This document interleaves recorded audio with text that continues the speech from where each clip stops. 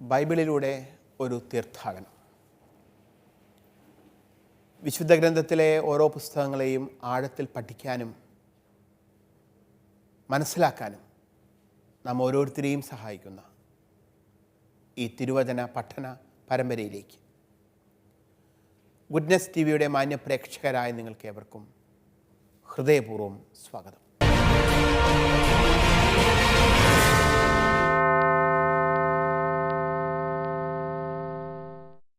വിശുദ്ധ ഗ്രന്ഥം ദൈവം ചരിത്രത്തിൽ ഇടപെട്ടതിൻ്റെ സാക്ഷ്യമാണ് നൽകുന്നത്. മനുഷ്യരുടെ ചരിത്രത്തിൽ ഇടപെടുന്ന ദൈവം, ഇസ്രായേലിൻ്റെ ചരിത്രത്തിൽ ഇടപെട്ട ദൈവം, സഭയുടെ ചരിത്ര വഴികളിൽ നിരന്തരമായി ഇടപെടുന്ന ദൈവം. ഈ ദൈവത്തിൻ്റെ ചരിത്രപരമായ ഇടപെടലുകളുടെ സാക്ഷ്യമാണ് വിശുദ്ധ ഗ്രന്ഥം മുൻപോട്ട് വയ്ക്കുന്നത്. അതുകൊണ്ട് തന്നെ ചരിത്രത്തെ അടർത്തി മാറ്റിക്കൊണ്ട് വിശുദ്ധ ഗ്രന്ഥത്തെ വായിച്ച് മനസ്സിലാക്കാൻ നമുക്ക് സാധ്യമല്ല. പഴയ നിയമത്തിലെ ചരിത്ര പുസ്തകങ്ങളിലൂടെ ഒരു പ്രയാണം നടത്തുകയായിരുന്നു നമ്മൾ. പഞ്ചഗ്രന്ഥിയിലെ ചരിത്രവും നിയമാവർത്തന ചരിത്രവും ദിനവൃത്താന്ത ചരിത്രവും മിദ്രാഷിക ചരിത്രവുമെല്ലാം കണ്ടതിന് ശേഷം മക്കബായരുടെ ചരിത്ര ഗ്രന്ഥങ്ങളിലൂടെ നമ്മൾ ഈ പ്രയാണം തുടരുന്നു.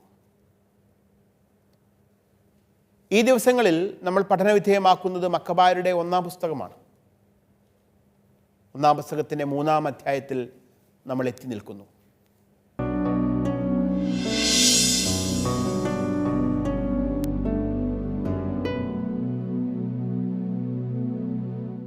മക്കബായരുടെ ഒന്നാം പുസ്തകത്തിൻ്റെ 3-ാം അധ്യായത്തിൽ നമ്മൾ എത്തി നിൽക്കുമ്പോൾ അവിടെ യൂദാസ് മക്കബേയൂസ് എന്ന ധീരനായ മക്കബേയൻ പോരാളി, സൈനിക നേതാവ്, മത്താത്തിയാസ് എന്ന പുരോഹിതൻ്റെ പുത്രൻ, യൂദാസ് മക്കബേയൂസിൻ്റെ നേതൃത്വത്തിൽ മക്കബായരുടെ ചെറു സൈന്യം നേടിയ ചില യുദ്ധവിജയങ്ങൾ.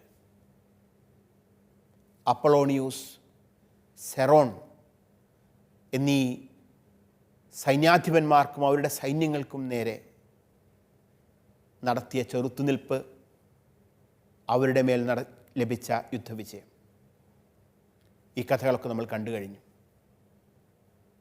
പക്ഷേ ഈ യുദ്ധവിജയങ്ങൾ സത്യത്തിൽ ഈ ജനത്തെ വലിയൊരു പ്രതിസന്ധിയിലേക്ക് കൊണ്ടുപോവുകയാണ്. കാരണം ഈ യുദ്ധവിജയങ്ങളെക്കുറിച്ച് അറിഞ്ഞതോടെ സാമ്രാജ്യത്തിൻ്റെ ഏറ്റവും വലിയ തലവൻ അന്ത്യോക്യസ് എപ്പിഫാനസ് എന്ന രാജാവ് തന്നെ വിഷയത്തിൽ ഇടപെടുന്നു. അദ്ദേഹത്തിൻ്റെ ഏറ്റവും വിശ്വസ്തനും രാജകീയ കുടുംബാംഗവുമായ ലിസിയാസ് എന്ന വ്യക്തിയെ ഭരമേൽപ്പിച്ച് വളരെ വലിയൊരു സൈന്യത്തെ കൂടി നൽകി, പണം നൽകി, യഹൂദരെ നിശേഷം നശിപ്പിക്കണം എന്ന ദൗത്യവും നൽകി ഭരമേൽപ്പിച്ചിരിക്കുകയാണ്. ലിസിയാസ് തനിക്ക് ഏറ്റവും വിശ്വസ്തരായ ടോളമി, നിക്കാനോർ, ഗോർജിയാസ് എന്നീ സൈനിക മേധാവികളെ ഈ കാര്യം ഭരമേൽപ്പിച്ച്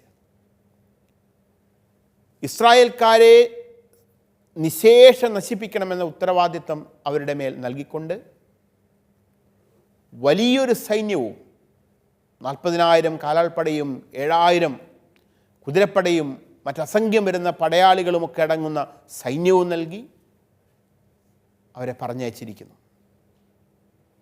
ഈ വലിയ സൈന്യം കടന്നു പോരുന്ന വഴികളിൽ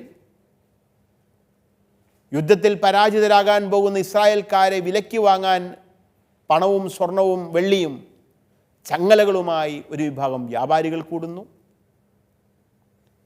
ഈ വലിയ സൈനിക വിജയത്തിൻ്റെ ഭാഗമായി തീരാൻ, യഹൂദർക്കെതിരെ പ്രതികാരം ചെയ്യാൻ ഫിലിസ്തീയയിൽ നിന്നും സിറിയയിൽ നിന്നും മറ്റൊരു സൈന്യവും ഇവരുടെ കൂടെ കൂടുന്നു. ഇവരെല്ലാം കൂടി വന്ന് ജെറുസലേമിന് ഏതാണ്ട് 30 കിലോമീറ്റർ അകലെയുള്ള എമ്മാവൂസ് എന്ന സ്ഥലത്ത് വന്ന് പാളയമടിച്ചിരിക്കുകയാണ്. ഇത്രയും ബൃഹത്തായ വിപുലമായ ഒരു സൈന്യം എമ്മാവൂസിൽ പാളയമടിച്ചിരിക്കുന്ന വിവരം യൂദാസ് മക്കബേയൂസും മക്കബായരും അറിഞ്ഞു. ഇസ്രായേലിയർ എല്ലാവരും അറിഞ്ഞു. ഇത്രയും വലിയൊരു സൈന്യത്തിൻ്റെ മുൻപിൽ തങ്ങൾക്ക് എന്ത് ചെയ്യാൻ സാധിക്കും? പക്ഷേ തങ്ങൾ യുദ്ധം ചെയ്യുന്നത് തങ്ങൾക്ക് വേണ്ടിയല്ല. തങ്ങൾ യുദ്ധം ചെയ്യുന്നത് വിശുദ്ധ സ്ഥലത്തിന് വേണ്ടിയാണ്, ദൈവിക നിയമങ്ങൾക്ക് വേണ്ടിയാണ്, തങ്ങളുടെ സ്ത്രീകൾക്കും കുഞ്ഞുങ്ങൾക്കും വേണ്ടിയാണ്. അതുകൊണ്ട് ഈ യുദ്ധത്തിൽ നിന്ന് പിന്മാറാനും അവർ ഒരുക്കമല്ല. അങ്ങനെ യുദ്ധത്തിന് മുന്നോടിയായി ദൈവമായ കർത്താവിൻ്റെ മുൻപിൽ പോയി പ്രാർത്ഥിക്കാൻ, അപേക്ഷിക്കാൻ അവർ തീരുമാനിക്കുന്നു. അങ്ങനെ ഒരു സമ്മേളനം വിളിച്ചുകൂട്ടി. അക്കാലത്ത് ഒരു പ്രാർത്ഥനാ കേന്ദ്രം കൂടിയായിരുന്ന മിസ്പ എന്ന സ്ഥലത്തേക്ക്, മിസ്പായിലേക്ക് ഈ ജനം യൂദാസ് മക്കബേയൂസിൻ്റെ നേതൃത്വത്തിൽ കടന്നു വരികയാണ്. മക്കബായരുടെ 1-ാം പുസ്തകത്തിൻ്റെ 3-ാം അധ്യായം 46 മുതൽ 60 വരെയുള്ള തിരുവചനങ്ങളിൽ മിസ്പായിൽ ദൈവമായ കർത്താവിൻ്റെ മുമ്പിൽ സമ്മേളിച്ച ഈ ജനത്തെ നമ്മൾ കണ്ടുമുട്ടുന്നുണ്ട്. നമുക്ക് ആ വചനം ഒന്ന് വായിക്കാം. സാധിക്കുമെങ്കിൽ നിങ്ങൾക്കും വിശുദ്ധ ഗ്രന്ഥം ഒന്ന് കയ്യിലെടുത്ത് എന്നോടൊപ്പം ആ വചനഭാഗം നമുക്ക് ഒരുമിച്ച് വായിക്കാം. അവർ ഒരുമിച്ച് ജെറുസലേമിനെതിരെയുള്ള മിസ്പായിലേക്ക് പോയി. അവിടെ പൂർവകാലത്ത് ഇസ്രായേലിന് ഒരു പ്രാർത്ഥനാ കേന്ദ്രമുണ്ടായിരുന്നു. അന്ന് അവർ വസ്ത്രങ്ങൾ കീറി ചാക്കുടുത്ത് തലയിൽ ചാരം പൂശി ഉപവസിച്ചു. കാര്യങ്ങളറിയാൻ വിജാതീയർ ദേവി വിഗ്രഹങ്ങളോട് ആരാഞ്ഞിരുന്നത് പോലെ അവർ നിയമഗ്രന്ഥം പരിശോധിച്ചു. അവർ പുരോഹിത വസ്ത്രങ്ങളും ആദ്യഫലങ്ങളും ദശാംശങ്ങളും കൊണ്ടുവരികയും വ്രതം പൂർത്തിയാക്കിയ നാസിരിയരെ വിളിച്ചുകൂട്ടുകയും ചെയ്തു. അനന്തരം അവർ സ്വർഗത്തിലേക്ക് നോക്കി ഉച്ചത്തിൽ വിളിച്ചു പറഞ്ഞു, ഇവരെ ഞങ്ങൾ എന്തു ചെയ്യും? ഇവരെ എങ്ങോട്ട് കൊണ്ടുപോകും? അവിടുത്തെ വിശുദ്ധ സ്ഥലം ചവിട്ടി അശുദ്ധമാക്കിയിരിക്കുന്നു. അപമാനിതരായ പുരോഹിതന്മാർ വിലപിക്കുന്നു. ഞങ്ങളെ നശിപ്പിക്കാൻ വിജാതീയർ ഒത്തുചേരുന്നു. അവരുടെ ഗൂഢാലോചനകൾ അങ്ങ് അറിയുന്നുവല്ലോ. അങ്ങയുടെ സഹായമില്ലെങ്കിൽ അവരെ ചെറുത്തു നിൽക്കാൻ ഞങ്ങൾക്ക് എങ്ങനെ കഴിയും? അനന്തരം അവർ കാഹളമൂതി വലിയൊരു നിലവിളി ഉയർന്നു. തുടർന്ന് യൂദാസ് ജനങ്ങൾക്ക് നേതാക്കന്മാരെ നിയോഗിച്ചു. 1000, 100, 50, 10 ഇങ്ങനെ വേർതിരിച്ച വിവിധ വ്യൂഹങ്ങളുടെ ആധിപത്യം അവരെ ഏൽപ്പിച്ചു. വീട് പണിയുന്നവരോ വിവാഹ വാഗ്ദാനം ചെയ്തവരോ മുന്തിരിത്തോട്ടം നട്ടുപിടിപ്പിക്കുന്നവരോ ഭീരുക്കളോ ആയ എല്ലാവരും നിയമമനുസരിച്ച് വീടുകളിലേക്ക് മടങ്ങാൻ അവൻ ആജ്ഞാപിച്ചു. അതിനുശേഷം സൈന്യം പുറപ്പെട്ട് എമ്മാവൂസിൻ്റെ തെക്കുഭാഗത്തെത്തി പാളയമടിച്ചു. യൂദാസ് പറഞ്ഞു, അരമുറുക്കി ധീരരായി നിൽക്കുവിൻ. നമ്മെയും നമ്മുടെ വിശുദ്ധ സ്ഥലത്തെയും നശിപ്പിക്കാൻ ഒത്തുകൂടിയിരിക്കുന്ന ഈ വിജാതീയരോട് യുദ്ധം ചെയ്യാൻ അതിരാവിലെ ഒരുങ്ങി നിൽക്കുവിൻ. നമ്മുടെ ജനത്തിൻ്റെയും വിശുദ്ധ സ്ഥലത്തിൻ്റെയും ദുസ്ഥിതി കാണുന്നതിനേക്കാൾ യുദ്ധത്തിൽ മരിക്കുകയാണ് നല്ലത്. ദൈവഹിതം നിറവേറട്ടെ. മിസ്പായിലെ പ്രാർത്ഥനാ കേന്ദ്രത്തിലെ സമ്മേളനം. ഇനി ജനത്തിന് പോകാൻ ഒരിടം മാത്രമേ ഉള്ളൂ. അത് ദൈവമായ കർത്താവിൻ്റെ സന്നിധിയാണ്.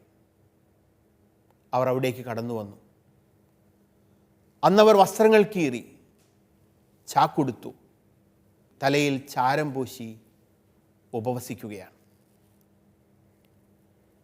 മിസ്പായിൽ സമ്മേളിക്കുന്ന ഈ ജനം ഉപവാസം അനുഷ്ഠിക്കുന്നതും ചാക്കുവസ്ത്രം ധരിക്കുന്നതും തലയിൽ ചാരം പൂശുന്നതുമെല്ലാം അനുതാപത്തിൻ്റെ, അതോടൊപ്പം തന്നെ ദൈവകാരുണ്യം യാചിക്കുന്നതിൻ്റെയും പരമ്പരാഗതമായ അടയാളമാണ്. അതോടൊപ്പം തന്നെ അനുതാപ കർമ്മത്തിൻ്റെ ഭാഗമായി നിയമഗ്രന്ഥം വായിക്കുന്ന പതിവും അക്കാലത്ത് യഹൂദർക്കുണ്ടായിരുന്നു. ഇവിടെ അല്പം ഒരു തെറ്റിദ്ധാരണ ഉണ്ടാക്കുന്ന ഒരു വചനമുണ്ട്. അതിപ്രകാരമാണ്: കാര്യങ്ങളറിയാൻ വിജാതീയർ ദേവീ വിഗ്രഹങ്ങളോട് ആരാഞ്ഞിരുന്നത് പോലെ അവർ നിയമഗ്രന്ഥം പരിശോധിച്ചു എന്ന് നമ്മൾ കാണുന്നു. നിയമപാരായണത്തെ, യഹൂദരുടെ നിയമപാരായണത്തെ വിഗ്രഹാരാധനയോട് ഉപമിക്കുന്ന തരത്തിലാണ് ഈ വചനം ഇവിടെ ഭാഷാന്തരം ചെയ്തിരിക്കുന്നത്. എന്നാൽ പൊതുവിൽ പണ്ഡിതന്മാരുടെ അഭിപ്രായമനുസരിച്ചും ഇതിൻ്റെ ഗ്രീക്ക് ഭാഷയിലെ വ്യാകരണം അനുസരിച്ചും ഈ വിവർത്തനം അല്പം കൂടി ശരിയാവുന്നത് അവർ വചനഗ്രന്ഥം തുറന്ന് വിജാതീയരുടെ വിഗ്രഹാരാധനയെക്കുറിച്ചുള്ള ഭാഗം വായിച്ചു എന്ന് പറയുന്നതായിരിക്കും കൂടുതൽ ശരി. കാരണം നിയമഗ്രന്ഥത്തിൽ, പ്രത്യേകിച്ച് നിയമാവർത്തനത്തിൻ്റെ 4-ാം അധ്യായത്തിലും 7-ാം അധ്യായത്തിലും വിജാതീയരുടെ വിഗ്രഹാരാധനയെക്കുറിച്ചും ആ കാര്യത്തിന് യഹൂദർ സ്വീകരിക്കേണ്ട മുൻ ഒരുക്കങ്ങളെക്കുറിച്ചും നിലപാടുകളെക്കുറിച്ചുമൊക്കെ സൂചിപ്പിക്കുന്നുണ്ട്. ഒരുപക്ഷെ അവർ അതായിരിക്കാം വായിച്ചിട്ടുണ്ടാവുക എന്നാണ് പണ്ഡിതമതം. ഏതായാലും യുദ്ധത്തിന് മുൻപ് ദൈവത്തിൻ്റെ ഹിതമറിയാൻ ജനം മിസ്പായിലെത്തിയിരിക്കുകയാണ്. യുദ്ധത്തിന് മുൻപ് ദൈവഹിതം എന്താണ് എന്നറിയാൻ ശ്രമിക്കുന്ന അനേകരെ വിശുദ്ധ ഗ്രന്ഥത്തിൽ നമുക്ക് കാണാൻ സാധിക്കും. ഇസ്രായേലിൽ വിവിധ വ്യക്തികൾ, അതോടൊപ്പം തന്നെ ജനസമൂഹവും പലപ്പോഴും വലിയൊരു പ്രതിസന്ധിയിൽ, പ്രത്യേകിച്ച് യുദ്ധമുഖത്തൊക്കെ ദൈവത്തിൻ്റെ ഹിതം അറിയാൻ ശ്രമിച്ചിട്ടുണ്ട്. ഉദാഹരണത്തിന് ന്യായാധിപന്മാരുടെ പുസ്തകത്തിൻ്റെ 20-ാം അധ്യായം 18-ാം തിരുവചനം. അവിടെ നമ്മൾ വായിക്കുന്നു: ഇസ്രായേൽ ജനം ബഥേലിലെത്തി. ബെഞ്ചമിൻ ഗോത്രക്കാരോട് യുദ്ധം ചെയ്യാൻ തങ്ങളിൽ ആരാണ് ആദ്യം പോകേണ്ടതെന്ന് ദൈവത്തോട് ആരാഞ്ഞു. യൂദ ആദ്യം പോകട്ടെ എന്ന് കർത്താവ് അരുളി ചെയ്തു. അതായത് യുദ്ധത്തിന് മുൻപ് ദൈവഹിതം ആരായുന്ന ഒരു രീതി ന്യായാധിപന്മാരുടെ കാലത്തുണ്ടായിരുന്നു എന്ന് വ്യക്തം. 1 സാമുവേൽ 23:1-2 അവിടെ നമ്മൾ ഇപ്രകാരം വായിക്കും: ഫിലിസ്ത്യർ കെയില ആക്രമിക്കുന്നെന്നും മെതിക്കളങ്ങൾ കവർച്ച ചെയ്യുന്നെന്നും ദാവീദിന് അറിവ് കിട്ടി. അതിനാൽ അവൻ കർത്താവിനോട് ആരാഞ്ഞു: ഞാൻ പോയി ഫിലിസ്ത്യരെ ആക്രമിക്കട്ടെയോ? കർത്താവ് ദാവീദിന് അനുമതി നൽകി. പോയി ഫിലിസ്ത്യരെ ആക്രമിച്ച് കെയില സംരക്ഷിക്കുക. ദാവീദ് ഫിലിസ്ത്യർക്കെതിരെ നടത്തുന്ന യുദ്ധം ദൈവഹിതം ആരായഞ്ഞതിന് ശേഷമാണ് എന്ന് വ്യക്തം. സാമുവേൽ പ്രവാചകൻ്റെ 2-ാം പുസ്തകത്തിൻ്റെ 5:19 വീണ്ടും നമ്മൾ കാണുന്നു: ദാവീദ് കർത്താവിനോട് ആരാഞ്ഞു: ഫിലിസ്ത്യർക്കെതിരെ ഞാൻ പുറപ്പെടണമോ? അവരെ അങ്ങ് എൻ്റെ കയ്യിൽ ഏൽപ്പിച്ചു തരുമോ? പുറപ്പെടുക, ഫിലിസ്ത്യരെ തീർച്ചയായും ഞാൻ നിൻ്റെ കയ്യിൽ ഏൽപ്പിക്കും. കർത്താവ് ദാവീദിനോട് അരുളി ചെയ്തു. ചുരുക്കത്തിൽ ന്യായാധിപന്മാരുടെയും രാജാക്കന്മാരുടെയും ഒക്കെ കാലത്ത് യുദ്ധത്തിന് പുറപ്പെടുന്നതിന് മുൻപ് ദൈവത്തിൻ്റെ ഹിതം എന്ത് എന്ന് ചോദിക്കുന്ന ഒരു പതിവ് ഇസ്രായേലിയർക്കുണ്ടായിരുന്നു.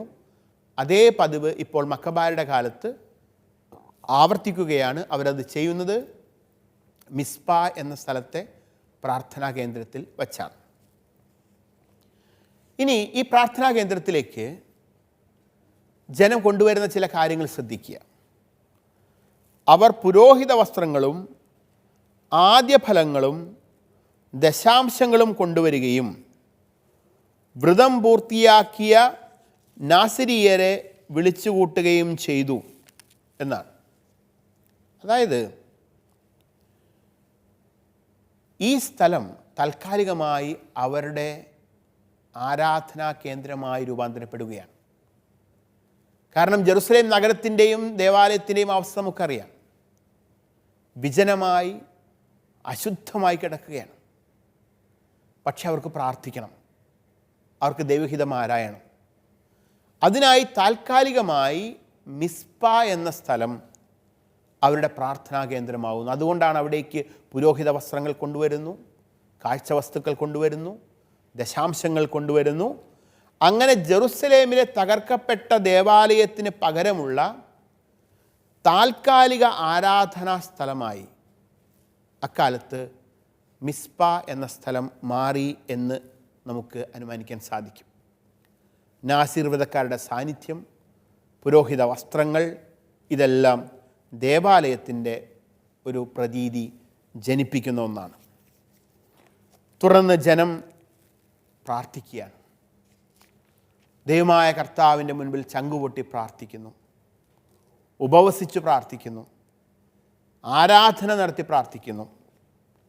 അങ്ങനെ ഈ പ്രാർത്ഥനകൾക്കെല്ലാം ശേഷം അവർ യുദ്ധത്തിനുള്ള അടുത്ത ഒരുക്കങ്ങൾ നടത്തുകയാണ്.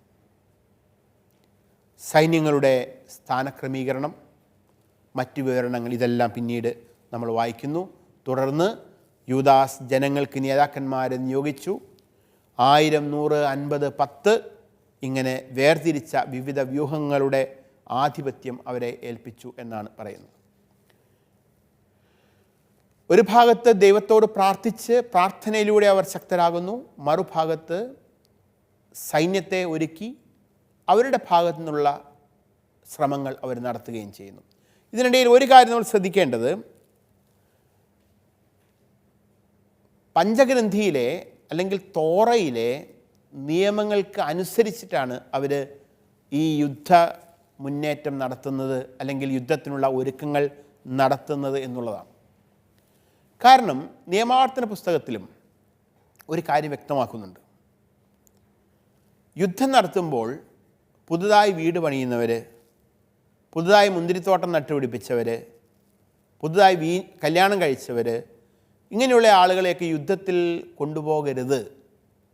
കാരണം അവർ കൊല്ലപ്പെട്ടാൽ അവർക്ക് പുതുതായി ചെയ്ത കാര്യത്തിൻ്റെ അനുഭവം ഒന്നും ലഭിക്കാതെ പോകുമല്ലോ. അതുകൊണ്ട് അത്തരത്തിലുള്ളവരെ കൊണ്ടുപോകരുത് എന്ന് നിയമാവർത്തന ഗ്രന്ഥത്തിൽ പറയുന്നുണ്ട്. അത് അവർ പരിപൂർണമായിട്ടും അനുസരിക്കുകയാണ്.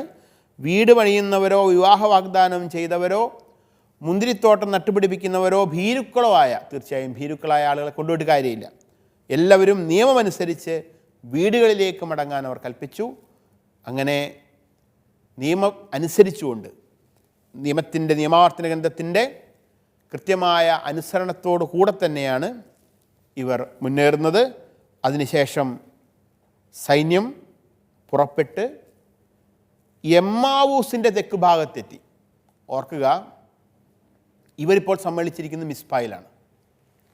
എമ്മാവൂസ് എന്ന സ്ഥലത്തിൻ്റെ പ്രത്യേകത ഗോർജിയാസും നിക്കോനാറും ഒക്കെ ഉൾപ്പെടുന്ന സൈന്യാധിപന്മാരുടെ നേതൃത്വത്തിൽ അസംഖ്യം വരുന്ന വലിയ ഒരു ശത്രു സൈന്യം പാളയമടിച്ചിരിക്കുന്നത് എമ്മാവൂസിലാണ്.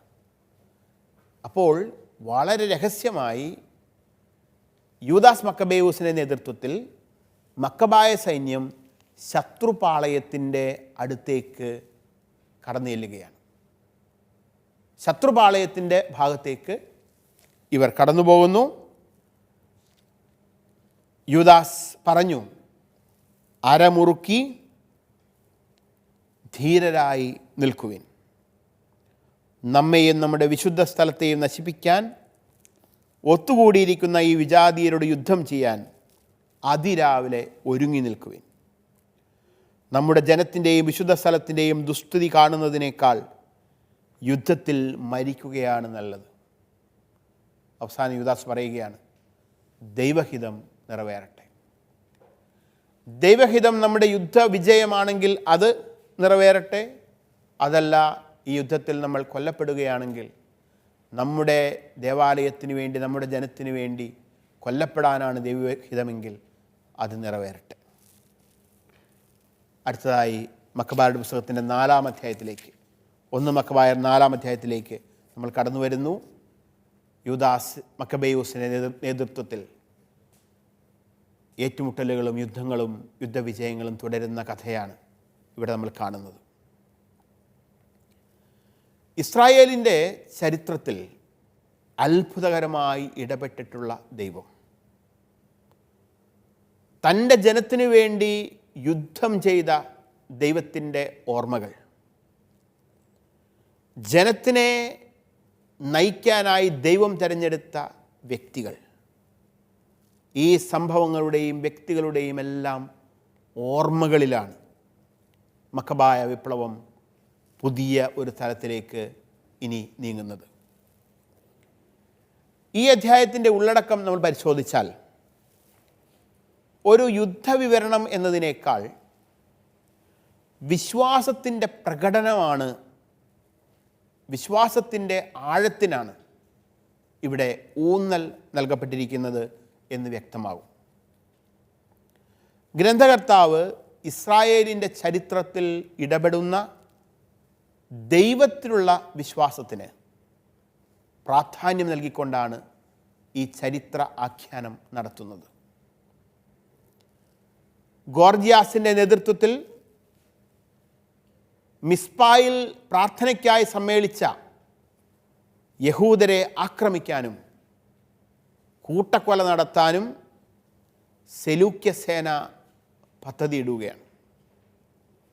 പക്ഷേ അവരുടെ പദ്ധതിയെല്ലാം തകർക്കപ്പെടുന്നത് നമുക്ക് വായിക്കാൻ സാധിക്കും. ഗോർജിയാസിൻ്റെ പരാജയത്തിന് ശേഷം ലിസിയാസ് തന്നെ മറ്റൊരു ശ്രമം നടത്തുന്നു. അതും പരാജയപ്പെടുകയും മക്കബായർ വിജയിക്കുകയും ചെയ്യുന്നു. ഒടുവിൽ ഈ അധ്യായത്തിൻ്റെ അവസാന ഭാഗത്തേക്ക് വരുമ്പോൾ വിജനമായി കിടന്നിരുന്ന, തകർക്കപ്പെട്ടിരുന്ന ജെറുസലേമിലെ ദേവാലയം പുതുക്കിപ്പണിയപ്പെടുന്ന ചരിത്രം കൂടിയാണ് നമ്മൾ കാണുന്നത്. നമുക്ക് ഈ അധ്യായത്തിൻ്റെ ഉള്ളടക്കം പെട്ടെന്നൊന്ന് പരിശോധിക്കാം. മക്കബായരുടെ 1-ാം പുസ്തകത്തിൻ്റെ 4-ാം അധ്യായം 1 മുതൽ 11 വരെയുള്ള തിരുവചനങ്ങളിൽ ഗോർജിയാസ് എന്ന സെലൂക്യ സൈന്യാധിപനും മറ്റു ഭാഗത്ത് യൂദാസ് മക്കബേയൂസും നടത്തുന്ന പടയൊരുക്കങ്ങളുടെ കഥ വിവരിക്കുന്നുണ്ട്. 4-ാം അധ്യായത്തിൻ്റെ 12 മുതൽ 25 വരെയുള്ള തിരുവചനങ്ങളിൽ ഗോർജിയാസ് എന്ന സെലൂക്യ സൈന്യാധിപൻ്റെയും സൈന്യത്തിൻ്റെയും മേൽ മക്കബായർ നേടുന്ന അത്ഭുതകരമായ വിജയം വിവരിക്കുന്നു. 4-ാം അധ്യായത്തിൻ്റെ 26 മുതൽ 35 വരെയുള്ള തിരുവചനങ്ങളിൽ ലിസിയാസ് എന്ന സെലൂക്യ മേധാവിയുടെ അദ്ദേഹത്തിൻ്റെ സൈന്യത്തിൻ്റെ മേൽ മക്കബായർ നേടുന്ന ആധികാരികമായ വിജയത്തെക്കുറിച്ച് സൂചിപ്പിക്കുന്നു. 4-ാം അധ്യായത്തിന് 36 മുതൽ 43 വരെയുള്ള ഭാഗത്ത് ദേവാലയത്തിൻ്റെ പരിസരം, ജെറുസലേം ദേവാലയത്തിൻ്റെ പരിസരം ശുദ്ധീകരിക്കുന്നതിനെക്കുറിച്ചും 4-ാം അധ്യായത്തിന് 44 മുതൽ 47 വരെയുള്ള തിരുവചന ഭാഗത്ത് ജെറുസലേം ദേവാലയത്തിനുള്ളിൽ ഒരു പുതിയ ബലിപീഠം നിർമ്മിക്കുന്നതിനെക്കുറിച്ചും 48 മുതൽ 54 വരെയുള്ള തിരുവചനത്തിൽ ദേവാലയത്തിൻ്റെ പുനഃപ്രതിഷ്ഠ നടത്തുന്നതിനെക്കുറിച്ചും പറയുന്നു. അവസാനം 44-ാം അധ്യായത്തിൻ്റെ 55 മുതൽ 61 വരെയുള്ള തിരുവചന ഭാഗത്ത് എപ്രകാരമാണ് ഇവർ ദേവാലയം സുന്ദരവും സുരക്ഷിതവുമാക്കി തീർത്തത് എന്നും നമ്മൾ കാണുന്നു. 4-ാം അധ്യായത്തിൻ്റെ ആദ്യ ഭാഗത്ത് ഗോർജിയാസിൻ്റെയും യൂദാസിൻ്റെയും പടയൊരുക്കങ്ങളെക്കുറിച്ചുള്ള വചനഭാഗം അടുത്ത ക്ലാസ്സിൽ വായിച്ച് നമുക്കതിൻ്റെ വ്യാഖ്യാനവും പഠനവും നടത്താം.